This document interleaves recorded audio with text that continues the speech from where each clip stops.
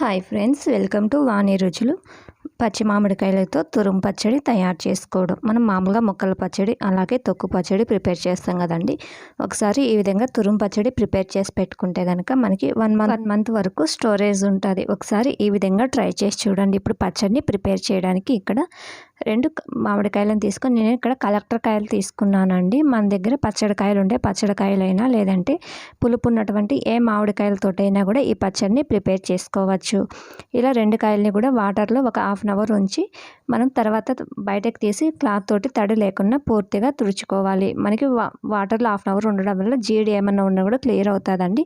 ఇలా తడి లేకుండా తుడుచుకున్నటువంటి కాయల్ని మనం ఎడ్జెస్ని కట్ చేసుకొని పీలర్ తోటి ఈ విధంగా పీల్ ఆఫ్ చేసుకోవాలి. మనకు ఈ పచ్చడి ఇన్స్టాంట్గా టిఫిన్స్ లేకైనా లేదంటే వేడిగా రైస్ లేకైనా కూడా సర్వ్ చేసుకోవచ్చండి. మనకి టేస్ట్ అనేది చాలా బాగుంటుంది.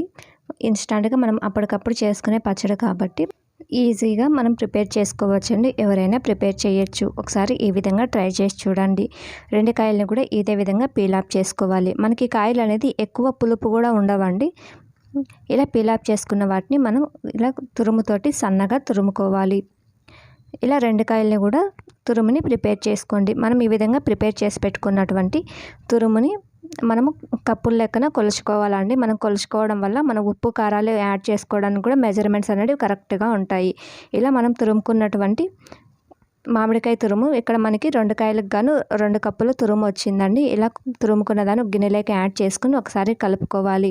ఇలా కలుపుకున్న దాన్ని పక్కన పెట్టుకొని ఇప్పుడు పచ్చడి కోసం ప్యాన్లోకి 1 టేబుల్ స్పూన్ ఆవాలు, హాఫ్ టీ స్పూన్ మెంతుల్ని యాడ్ చేసి ఇవి దోరగా వేయించాలి. మెంతులు అనేటివి గోల్డ్ కలర్ వచ్చేంత వరకు వేయించండి. ఇలా వేయించుకున్న వాటిని ఒక ప్లేట్లోకి ట్రాన్స్ఫర్ చేసి పూర్తిగా చల్లారాక మిక్సీ జార్లోకి యాడ్ చేసి మెత్తని పౌడర్లా గ్రైండ్ చేయాలి.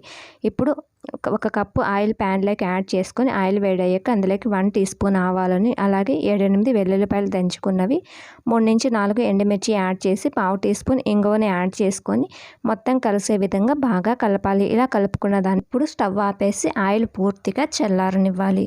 ఇప్పుడు పచ్చళ్ళకి పావు కప్పు సాల్ట్, పావు టీ స్పూన్ పసుపుని అలాగే హాఫ్ కప్పు కారం యాడ్ చేసుకొని అలాగే మనం గ్రైండ్ చేసి పెట్టిన ఆవాలు, మెంతుల పిండిని కూడా యాడ్ చేసి పచ్చళ్ళకి పూర్తిగా కలిసే విధంగా బాగా కలపాలి. ఇక్కడ మనకి 2 కప్పులు మామిడి తురుము వచ్చింది కాబట్టి హాఫ్ కప్పు కారం యాడ్ చేశానండి. మనకి పులుపు ఎక్కువ ఉన్నటువంటి కాయలకైతే కనుక మనము ఎక్కువ ఉప్పు కారాన్ని యాడ్ చేసుకోవచ్చు. ఇప్పుడు ఇందులోకి పూర్తిగా చల్లారినటువంటి ఆయిల్ని యాడ్ చేసుకొని పచ్చడిలోకి ఆయిల్ మొత్తం కలిసే విధంగా బాగా కలపాలి. ఇలా మొత్తం పచ్చడి అంతా కూడా బాగా మిక్స్ చేసుకోండి. ఇలా మిక్స్ చేసుకున్నటువంటి పచ్చడిని మనం మూత పెట్టుకొని 1 డే పక్కన పెట్టుకోవాలి.